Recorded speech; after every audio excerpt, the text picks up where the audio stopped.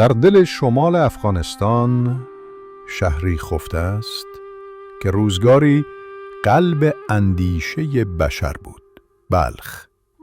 شهری که تاریخ آن را مادر شهرها می‌خواند. اما در پس ویرانه‌ها و خاک خاموشش رازی نهفته است که هنوز جهان درست درکش نکرده. آیینی که از دل بلخ برخاست و جهان را روشن کرد. میگویند هزاران سال پیش در همین سرزمین مردی برخاست که نه پادشاه بود و نه جنگجو. او پیام‌آور اندیشه بود. نامش زرتشت. فرزند بلخ. آموزگار نوری که از دل تاریکی برخاست. در زمانه‌ای که مردم در میان خرافه، جنگ و پرستش نیروهای تاریک گم شده بودند، او سخنی گفت که ساده بود اما دگرگون کننده.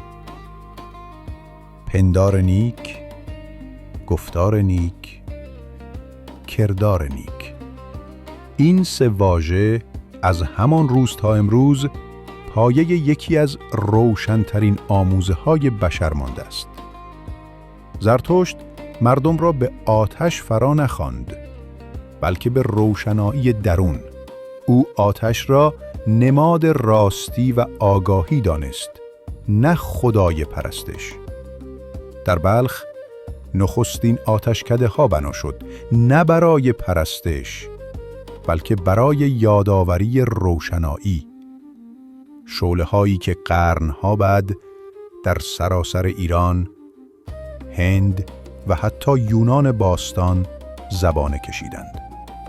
بسیاری از فیلسوفان یونانی بعدها از اندیشه های زرتشتی تأثیر گرفتند، از مفهوم نبرد میان خیر و شر تا باور به آزادی اراده و داوری پس از مرگ.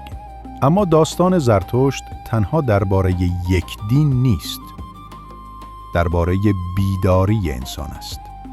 درباره این است که در دل ظلمت همیشه نوری هست که از بلخ آغاز شد. در کوههای اطراف بلخ هنوز مکانهایی هست که مردم محلی آن را خانه زرتشت می‌نامند. آرهایی با نشانه‌های باستانی که گفته می‌شود محل مراقبه و آموزش شاگردان او بوده است. در آنجا واژه‌هایی بر سنگ حک شده که به زبان اوستا شباهت دارند. زبانی که هزاران سال پیش از فارسی پدید آمد و هنوز در کتاب‌های کهن زنده است. اگر در غروب‌های بلخ بایستی و به سمت غرب بنگری، خورشید درست از همان جا فرو می‌رود که گفتند زرتشت آخرین بار سخن گفت. مردم هنوز می‌گویند وقتی باد از شمال می‌وزد، صدای او را می‌شود شنید که می‌گوید در تاریکی نیز نوری هست اگر چشم بیدار باشد. در طول قرن‌ها بسیاری از تمدن‌ها کوشیدند این نور را خاموش کنند، اما اندیشه‌ای که از بلخ برخاسته بود خاموش نشدنی بود. آن نور از دل کوشانیان گذشت، به پارس رسید، به بابل، به هند و حتی به روم، تا جایی که در متون یونانی آمده از شرق نوری آمد که خرد را در غرب بیدار کرد. بلخ تنها مهد زرتشت نبود، خانه دانش، شعر و فلسفه بود. از همین خاک بعدها ابن سینا برخاست، مولانا زاده شد و اندیشه شرق شکل گرفت.